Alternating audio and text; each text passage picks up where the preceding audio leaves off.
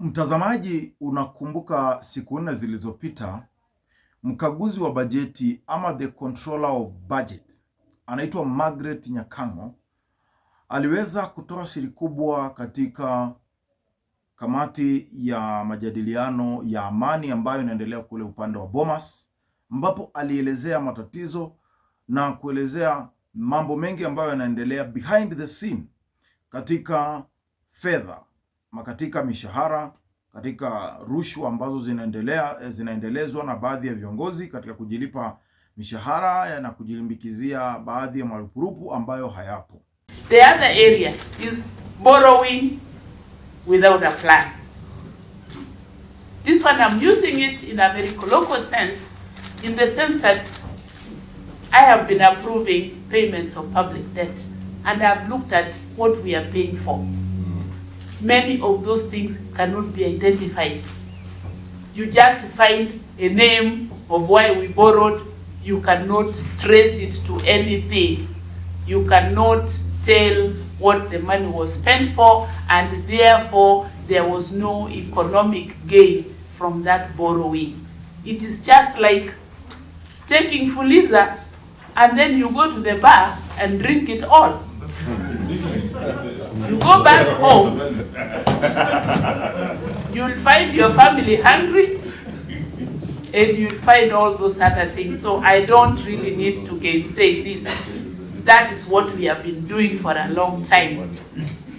I have discussed with the Auditor General and we have said, can we track these loans and see what we did with them? Yes, I think it will help us going forward. But just so you know, honorable members, I did a report to the Committee on Public Debt, and they told me, please check on the loans which we have taken recently in 2022. Tell us if we can link them with a project. They were shocked. We could not. We found some ambiguous definitions of the loans, and the Treasury could not tell us what really we were going to do with those loans. So unless we wake up and link our borrowing to actual economic activity. Hiyo ni video yake Margaret Nyakango akiwa mbele ya kamati ya amani na maridhiano ambayo inaongozwa na Stephen Kalonzo Musyoka pamoja na Kimani Ichung'wah. Mtazamaji, mengi yamezungumzwa, mengi yalisemwa hapo ndani. Mimi nataka kwenye hii video tuangazie ni kwa nini na ni nini kinaendelea kati ya baadhi ya wanasiasa na serikali ya Kenya. Unajua, kwa kawaida kuna vitu viwili.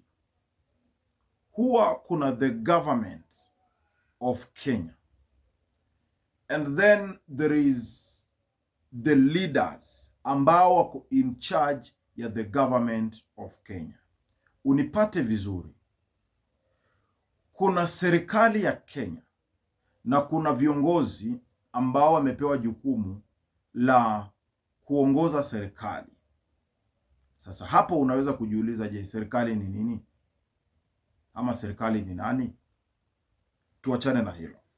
Kwa upande mwingine, pia katika serikali hiyo ambayo imepewa viongozi, kuna wanasiasa na kuna baadhi ya wengine ambao wanafanya management ama ambao wanasimamia vitengo mbalimbali ama department mbalimbali. Sasa kitengo kimoja ni hiki ambacho kinahusika na mpango mzima wa fedha.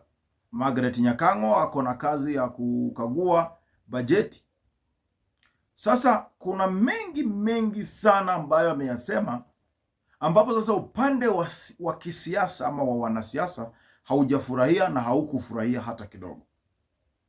Na ndiposa leo katika vikao vya amani katika Bomas, vikao vya leo, Aaron Cheriot amegusia swala hilo.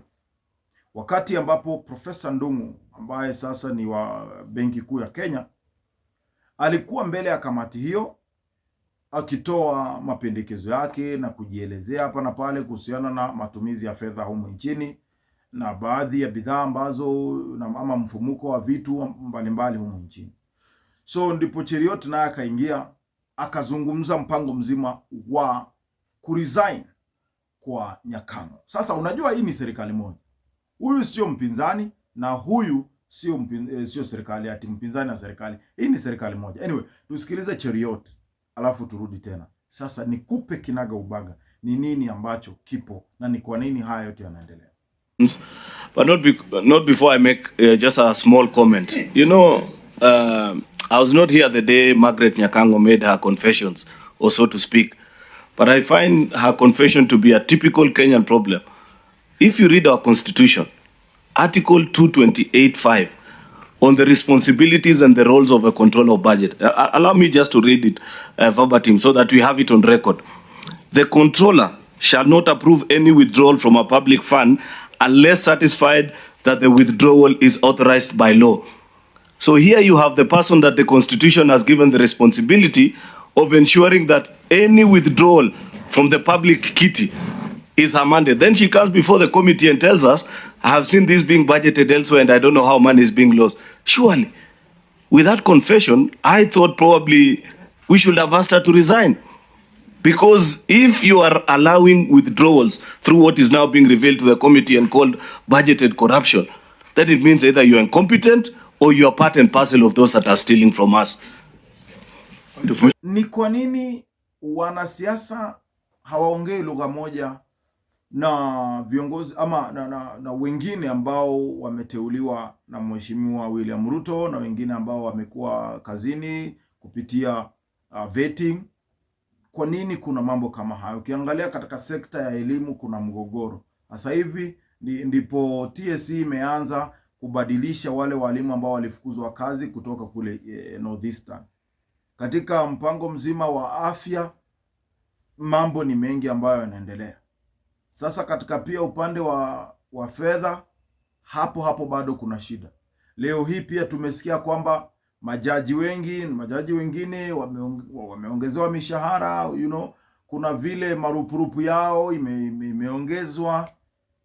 Lakini unapata wale viongozi ambao wanaingia ama wako katika nyadhifa mbalimbali, hasa viongozi wa committees, wa makamati mbalimbali, viongozi wa bunge, maseneti, ambao ni wanasiasa, wako na issues, wako na matatizo na administrators. Unajua administrator sio mwanasiasa, na administrator yakija anafanya kazi ile ambayo amepewa. Sasa mimi kwa upande wangu kitu cha kwanza ambacho ninaona ni hiki. One, hii serikali ni mpya. Na mabadiliko ambayo yanaendelea kufanyika ni mabadiliko ambayo yanataka kufunza ama kuwelcome ama kukaribisha baadhi ya watu kwa system. Najaribu kumaanisha nini?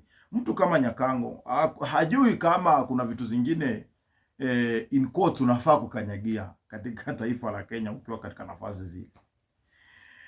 Nakumbuka wakati Rotich alipoingia kuna pressure ambayo pia alikuwa anasema iko juu yake ya kusaini baadhi ya makaratasi. Sasa Nyakango leo hii anasema mimi kuna vitu ambavyo ninatumiwa even kwenye WhatsApp group ama WhatsApp inbox. Natumiwa idhinisha hii, sign hii. Sasa yeye hajakaribishwa rasmi katika system. Kwa system wanafichiana. System wanaangaliana maslahi. System hawasemani hadharan. Sasa hapo lazima awe makini, na ndio maana unaona amekasirisha wanasiasa, kwa sababu wengi wa wanasiasa ndio wanakuka. Kwa mfano vitu ambavyo anasema yeye anafikiri kwamba kuna katika fedha ambazo yeye anafaa kulipwa, baadhi ya zingine kama mara 2 zaidi ziliongezwa kwa mshahara wake, na yeye analipwa 9.5 million kwa mwaka. Lakini unapata katika zile pesa ambazo waliletewa sign na idhinishe ni 18 million na ni mshahara wake. Sasa fedha zingine zimeenda wapi? Zinatoka wapi? Unaangalia unapata anasema kwamba zaidi ya 1.5 billion zinaenda na hajui zinaenda wapi, na yeye ndiye mkuu wa bajeti, ndiye anasimamia ukaguzi wa matumizi ya fedha ya serikali. Vitu mbili kinzani. Na ndipo unaona nataka kuingia katika pointi ya pili.